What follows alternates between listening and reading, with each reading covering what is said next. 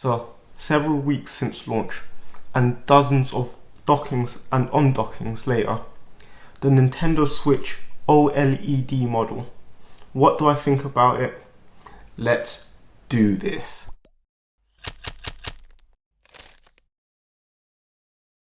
So, I have been using the new Nintendo Switch OLED model. They should have come up with a better name, but I have been using this since, every day since launch really, and it's a bit of a strange one, but here we go. The good, the bad, and the ugly. 5 things I love, 3 things I don't quite like, and 2 things I hate about the new Nintendo Switch OLED model. Gosh, they should have come up with a better name. So, the first thing I love about the new Nintendo Switch is the new dock that it comes with. And no, not because it comes in a totally new colour, but because it is a step up from what we had on the previous version of the Switch.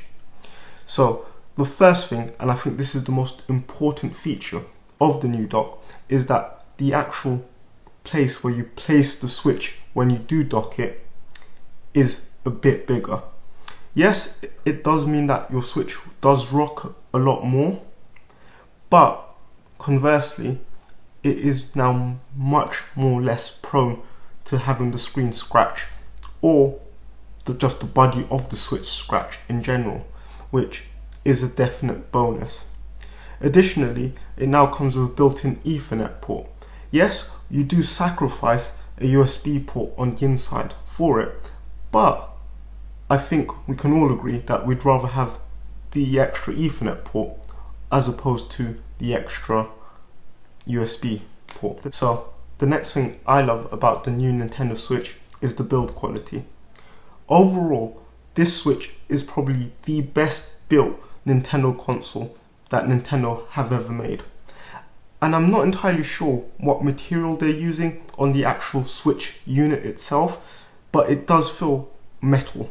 Not necessarily like a proper metal, but it feels metallic to the touch in a very pleasant way. So it does bring a level of premium to the Nintendo Switch family. Also, the screen itself is glass. Yes, there is a thin layer of plastic coating that does scratch ridiculously easily, but you can tell that it is a premium glass that is underneath that plastic. And again, that's a step above the plastic screen given to us on the previous versions of the Switch. All this to say that the new Nintendo Switch feels less like a toy, and I mean that in the best possible sense. It feels built to last, and it feels like it can take more of a beating in a bag or in handheld mode than any previous handheld Nintendo has shipped. And overall, this is something I really do love because it just makes it feel better in the hands, and it gives you a type of confidence, but more on confidence later on. So, no matter what you think about any of the Switch devices, we can all probably agree that the original stand on the OG Switch is laughable. It's so bad that I don't think I've ever actually used it deliberately. As in, I've only ever used it where I've actually forgotten to take a stand with me. And this is the complete reverse with the new Switch. So yeah, they've borrowed the design from Microsoft, and thank God that they did, because this stand is phenomenal. It's a true step up and a welcome change. If anything, this is probably the biggest change to the Switch, and I'll explain why in a moment. But like I said, this stand exudes confidence that your Switch won't topple over when it's placed in tabletop mode. Confidence that if you do forget to take your actual stand for your Switch, which I know a lot of us do have stands for our Switch, you have the confidence to know that the stand that is built into the system now can withstand the lightest tap or a train jolting suddenly. this is a true step up, and for me, outside of the OLED screen, is the biggest change and best change to this version of the Switch. Okay, so I mentioned it briefly a second ago, but the fourth thing I love most about the Nintendo Switch OLED model is the OLED screen. Now, let's just address the elephant in the room. Yeah, it's a 720p screen. But I think most of us would struggle to tell the difference between a 4K screen or a 1080p screen at that size when comparing it to a 720p screen. So, in all honesty, I don't care that it's a 720p screen. But what I do care about is the fact that it is probably the best screen I have used on a handheld gaming device ever, period. The contrast, the level of vibrancy, like, it's just such an amazing screen. And the color reproduction is phenomenal. And honestly, this brings so much new life to old games. I went back and forth playing Mario Kart on the old Switch and the new Switch, and just the level of color and contrast and pop that the new screen brings to such an old game in the Switch's life really made it feel like a new game. And that's such an amazing thing to do on hardware that's identical outside of the screen. Of course, cosmetically it's slightly different as well, but the main difference here is that screen. The hardware is basically the same, and for the screen to just be able to make old games feel so new, phenomenal. And so that's why the screen makes it to number 4 on the things I love. So what's number 5? So the fifth thing I love most about the Nintendo Switch OLED model, and that is the change in philosophy it has brought to me in the way I use the new Switch. Now, before I got the OLED Switch, I primarily played in docked mode. In fact, I would rarely take my Switch out of the dock unless I was traveling really far and I wanted something to pass the time, and I didn't particularly want to catch up on any episodes on Netflix or anything like that. I would take the Switch, but primarily I just left it in its dock and played it docked. But the reason for that is really two things. So the main reason is because I had no confidence in the stand. So I would have preferred to use the Switch in tabletop mode, where I would have the Joycons in my hand, but I had very little confidence that the stand wouldn't buckle, or it was just a useless stand essentially. And I had very little confidence in the fact that it would be up to the task. The second reason is because the screen, it's an okay screen and it does the job, but every other screen I had in my house was substantially better than what was on offer on the Switch. So I just used it in docked mode and used a better screen to play my games. But with all the changes Nintendo have made, all of this coming together has culminated in me changing the way I use this Switch. I use this Switch a lot more in handheld mode and tabletop mode than I do docked. In fact, I don't use the Switch docked anymore. That's how much of a shift this model has brought to the way I use the Nintendo Switch. So it's gone from a home console to a handheld console for me over this change.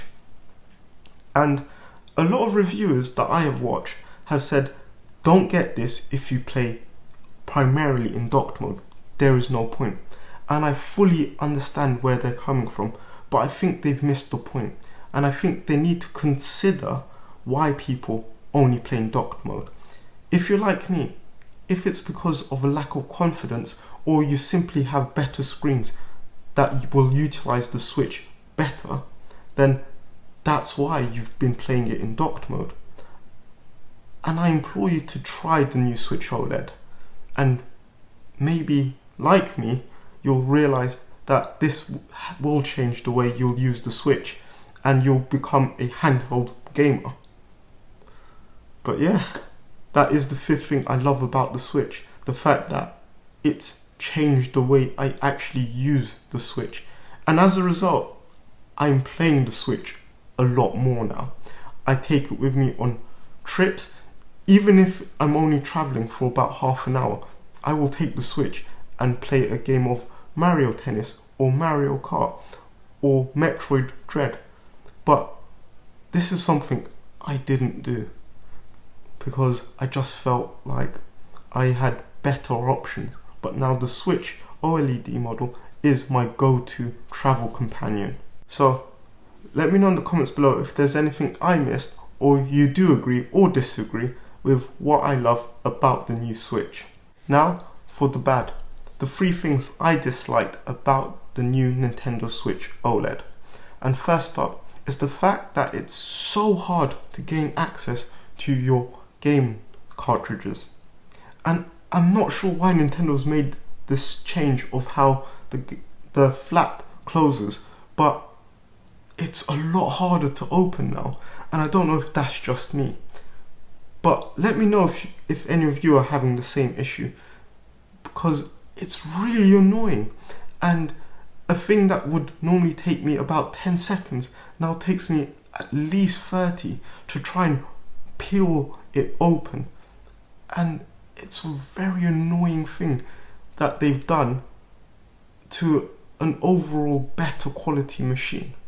It just feels like a slight step back. Now, this isn't something that has impacted me personally, as I don't really own that many accessories. But a lot of people have said that due to the slight change in dimensions, I think the new Switch is about 1 millimeter longer. Some old accessories may not work, so some grips that people have been using and stuff just don't work on the new Switch. Like, they just literally don't fit. And I'm not entirely sure why there needs to be an extra millimeter, but I do feel like it might be a deliberate ploy by Nintendo to try and eat some more money out of us to upgrade some accessories that might not be backwards compatible, if you will, or forwards compatible. But yeah, it is a slight nitpick, but I mean, it can be huge for some people that do have loads of accessories, and it is something I do feel I should flag here. So I was really toying with where to place this one, but I've placed it here because we don't really know how it's going to pan out. So the third thing I dislike about the new Nintendo Switch OLED model are the Joycons. Now don't get me wrong, I love what the Joycons should and can do, but what I really dislike is the fact that Nintendo hasn't made a radical design change to these Joycons to make them more reliable and less prone to stick drift. Now, Nintendo have come out and said that they've made changes to make them a lot more reliable, but we just don't know. And it's very hard to take them at their word because it's been such a massive and ongoing issue since the Switch first launched. So I would have rather them come out with a slightly different design and officially say that this one, version 2, if you will, doesn't have any of the issues that version 1 had. And I don't know why they haven't done that. But that's something that really irks me. But again, we'll see, and hopefully in a year's time, touch wood, we won't be having stick drift. But again, this is something we'll have to see. But it's still something I really dislike about the OLED Switch. Why am I paying so much money to not have the confidence that the Joy-Cons will be reliable? And I'm not just talking about the actual device. Joycons aren't cheap. They are quite expensive. So I just wish Nintendo came out with a refined design, if you will. But yeah, we'll see. Let me know in the comments below if there is anything any of you dislike about the new Nintendo Switch OLED model. So, next up, the ugly. The two things I really hate about the new Nintendo Switch OLED model. And the first thing is price. Now, I think that the price difference between the OG model and the OLED model is warranted. I think for the extra £50 or $50 that we are paying and what we are getting in return is value for money. Where I think that the OLED Switch and the OG Switch are overpriced stems from the OG Switch. So right now in the UK, the OG Switch is $259. This Xbox Series S is $249. So you're paying £10 extra for dated hardware essentially. And that's a bit baffling. Granted, people will say, well, you're getting a handheld and a home console all in one. But I don't see it that way. I just see it as a gaming device. And as a gaming device, it should potentially be about $100 cheaper in all categories. And I know Nintendo won't do it, but it's something I do hate, because this is such a phenomenal device, but in the landscape that we're currently in, with all the consoles we currently have the option to buy, regardless of whether they're in stock or not, the Nintendo Switch and OG and OLED model stick out like a sore thumb. And it's really, really strange to me that not a lot of people are kicking up a bigger fuss about it. I mean, Nintendo diehard fans just won't care, because they won't even consider any other option apart from Nintendo consoles or Nintendo hardware in general. So I see why Nintendo have stuck to this pricing structure, but I don't think it's fair on the consumer, and that is something I hate. So the last thing I hate about the OLED model Nintendo Switch is performance. And no, I don't mean in terms of power. Yeah, sure, a 4K 60Hz version of the Switch would have been phenomenal. It would have been truly, truly amazing. But we've all gone into this now knowing that it wouldn't offer that once they've unveiled what it can and can't do. Additionally, I don't believe die-hard Nintendo fans really care about that type of thing. And I say this because you buy a Switch for Nintendo games.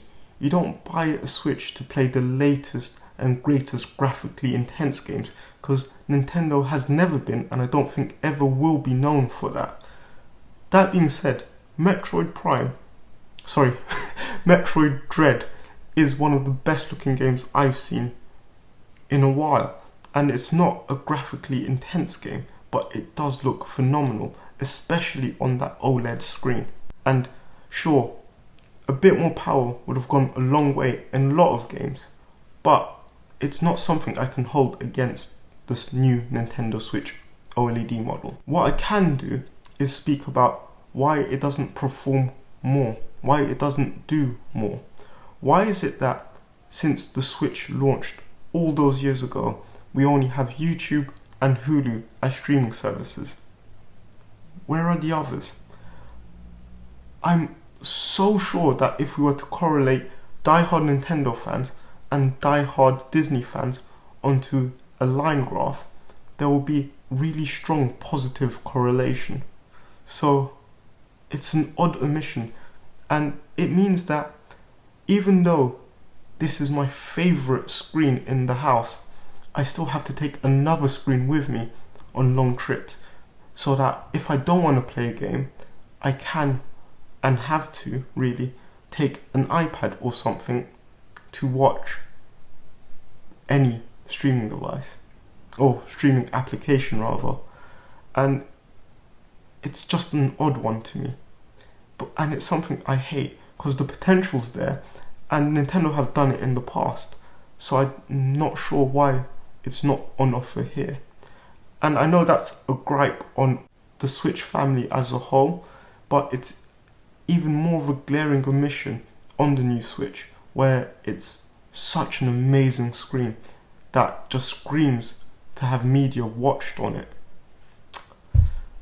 But yeah, so concluding thoughts. Overall, this is definitely the Switch to get, regardless of if you think you'll play exclusively in handheld or docked mode. This is definitely the Switch to go for. But should you upgrade? I don't necessarily think it's worth an upgrade. However, if you do upgrade, I don't think you'll regret it. Regardless of how you've played your Switch before, I guarantee there is something on offer here that will essentially blow you away. And now it comes to giving this system a score. And numerically, I'll give it an 8 out of 10. And that still lands within the thumbs up category for me. And I'm not necessarily surprised, but it is a bit of a shock, because the Switch, the previous Switch, I would have also given a thumbs up to. But now it lands in the section just because this Switch is so good. But yeah, those are my thoughts on the new Nintendo Switch OLED model. And I want to know your thoughts. This has been a very strange review for me, but I do want to hear everyone else's opinion on this. So please like, share, comment and subscribe. And I'll see you all on the next one. Happy gaming.